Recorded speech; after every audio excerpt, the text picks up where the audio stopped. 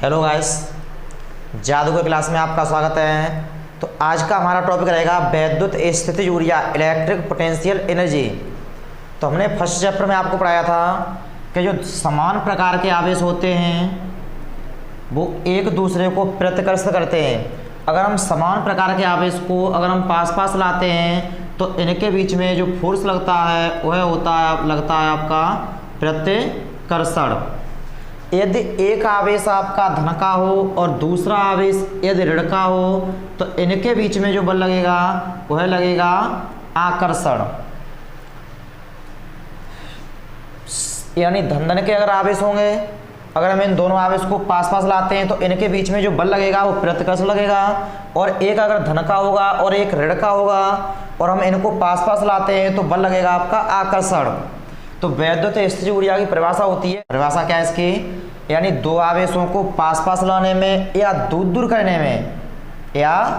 करने में जो कार्य किया जाता है वह कार्य ही वैद्युत स्थितिज ऊर्जा के रूप में संचित रहता है। ये दो आवेश हैं आपके, ये बिंदु A है और ये बिंदु B है। ये है आपका Q1 आवेश और ये है आपका Q2 आवेश। इधर है अनंत की स्थिति, अनंत।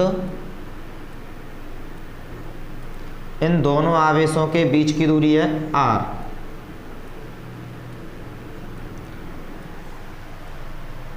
जो ये Q2 आवेश है वह बिंदु B पर न होकर ये मानो आप अनंत पर है। कहाँ पर है?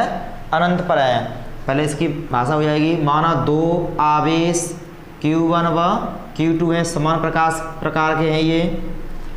माना दो आवेश Q1 व Q2 हैं जिनके बीच की दूरी स्मॉल r है। यानी दो परिभाषा मैंने बताई थी वैद्युत स्थितिज ऊर्जा की, दो आवेशों को पास पास लाने में या दूर करने में जो कार्य किया जाता है वह कार्य ही वैद्युत स्थितिज ऊर्जा के रूप में संचित हो जाता है। और ऊर्जा को प्रेरित करते हैं U से, U बराबर W, यानी कार्य को ही ऊर्जा कहते हैं। तो ये जो Q2 आवेश है वो बिंदु B पर न होकर कहाँ पर रखा हुआ है? अनंत पर। तो हम इस Q1 आवेश के कारण पहले निकालेंगे बिंदु B पर विभव। Q1 आवेश के कारण बिंदु B पर विभव। तो एक आवेश के कारण विभव का सूत्र हमने बताया है आपको, V बराबर 1/4πε0 Q/r ये होता है। तो पहले क्या निकालोगे? Q1 आवेश के कारण बिंदु B पर विभव। यहाँ लिखेंगे Q1 आवेश के कारण बिंदु B पर विभव, बिंदु B पर विभव V बराबर 1/4πε0 Q/r। लेकिन Q के स्थान पर क्या आएगा? Q1। अब जो ये Q2 आवेश है वो हमारा कहाँ पर है? अनंत पर है। तो इस Q2 आवेश को अनंत से बिंदु B तक लाने में किया गया कार्य निकालेंगे। अब Q2 आवेश को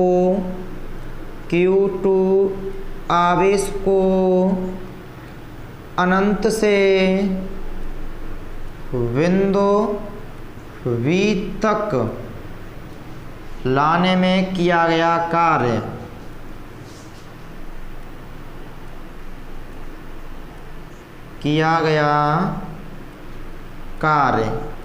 W बराबर, सूत्र ये पढ़ाया था हमने आपको, V बराबर W/Q।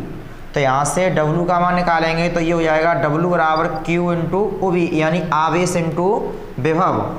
यहाँ सूत्र हो जाएगा W बराबर कार्य, W बराबर आवेश इंटू विभव। जो विभव निकालेंगे वो कहाँ पर है? बिंदु B पर, क्योंकि इस आवेश को हम कहाँ ला रहे हैं? बिंदु B पर। तो ये बिंदु जो, और ये Q1 आवेश का जो विभव निकाला था हमने बिंदु B पर निकाला था, तो यहाँ निकालेंगे W बराबर आवेश इंटू विभव। लेकिन विभव निकालेंगे, वो जो विभव लेंगे वो बिंदु B पर लेंगे। आवेश इंटू बिंदु B पर विभव, बिंदु B पर विभव। तो ये हो जाएगा W बराबर आवेश कितना ला रहे हैं हम? Q2 इंटू विभव, बिंदु B पर जो विभव था वो कितना था?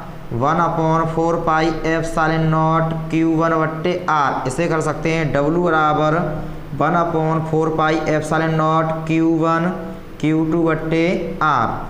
कार्य को ही ऊर्जा कहते हैं। तो यहाँ कर सकते हैं U बराबर W बराबर 1/4πε0 Q1 Q2 बट्टे R। सूत्र इसका मात्रक होता है जूल, यही आपका सूत्र है। थोड़ा सा और समझ लो, यदि किसी प्रश्न में हमें ऊर्जा की गणना करनी है तो जो आवेशों के जो मान लिए जाते हैं वो चिन्ह सहित लिए जाते हैं। अगर आवेश धन का होगा तो यहाँ धन का आएगा, ऋण का आवेश होगा तो ऋण का आएगा, क्योंकि जो ऊर्जा होती है वो एक अदिश राशि होती है। तो यहाँ चाहो तो लिख सकते हो नोट पॉइंट में, जब हम किसी प्रश्न में ऊर्जा की गणना करते हैं तो जो आवेशों के जो मान होते हैं वो चिन्ह सहित लिए जाते हैं। यदि दोनों आवेश सजाती हों, सजाती का मतलब धन के हों दोनों या फिर ऋण के हों, तो जो ऊर्जा होगी वो आपकी धन की आएगी, और जब धन की आएगी तो ऊर्जा कैसी होगी? अधिकतम होगी। कैसी होगी? अधिकतम। दूसरा पॉइंट, यदि आवेशों के मान विजाती हैं, एक धन का हो और एक ऋण का हो, जब आवेश एक धन का होगा और एक ऋण का होगा तो यहाँ एक धन का होगा एक ऋण का होगा तो ऊर्जा किस में आएगी? माइनस में आएगी। ऊर्जा कैसे आएगी? जब दोनों आवेश विजाती होते हैं। कैसे होते हैं? विजाती होते हैं, एक धन का होगा एक ऋण का होगा तो जो ऊर्जा होगी वो ऋणात्मक आएगी। और कैसी होगी? जब ऋणात्मक आएगी तो कैसी होगी? न्यूनतम। तो ये पॉइंट याद कर लेना अच्छी तरीक़ा से। इसके बाद में कराएंगे, जैसे अगर दो या दो से अधिक आवेश दिए हों किसी निकाय में, तो उसके बीच में ऊर्जा हम किस सूत्र से निकालते हैं? जैसे ये दो या दो से अधिक आवेश का एक निकाय है, ये आपका बिंदु A है, ये आपका बिंदु B है और ये आपका बिंदु C है। इस पर आवेश Q1 है प्लस का, इस पर आवेश Q2 है, इस पर आवेश Q3 है। तो इस पूरे निकाय की अगर हमें इससे ऊर्जा निकालनी है तो ये एक निकाय बनना है, एक ये निकाय बनना है और एक ये, कितने निकाय बनना है? 3। तो इन दोनों आवेशों के बीच में जो ऊर्जा होगी वो आपकी U1 मान लेंगे, इनके आवेशों के बीच की ऊर्जा होगी वो U2 मान लेंगे, इसके आवेशों की ऊर्जा होगी वो U3 मानेंगे। इस पूरे निकाय की स्थिर ऊर्जा याद करनी है हमें, तो इन पूरे टोटल जोड़ देंगे, यानी निकाय की कुल ऊर्जा U बराबर U1 प्लस के U2 प्लस के U3।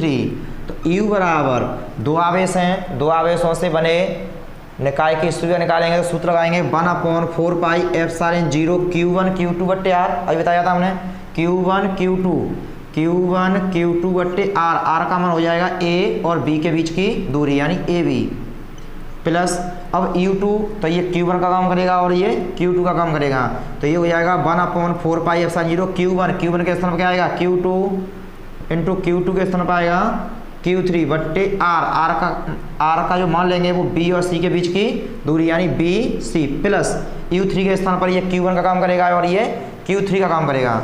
तो यहाँ हो जाएगा 1/4πε0 Q3 ये हो जाएगा आपका Q1 बट्टे R का जो मान होगा वो होगा आपका C और A के बीच की दूरी। इस तरीक़ा से आप निकाल सकते हो, कितने भी आवेश दिए हों इसलिए ऊर्जा का सूत्र निकालना है तो इस तरीक़ा से निकाय करेंगे। पहले उसमें ये देखेंगे निकाय कितने बनना है, उस हिसाब से ये निकाय बनेंगे, इनके निकायों को कुल ऊर्जा को जोड़ देंगे, सूत्र लगा देंगे और आपका मन आ जाएगा।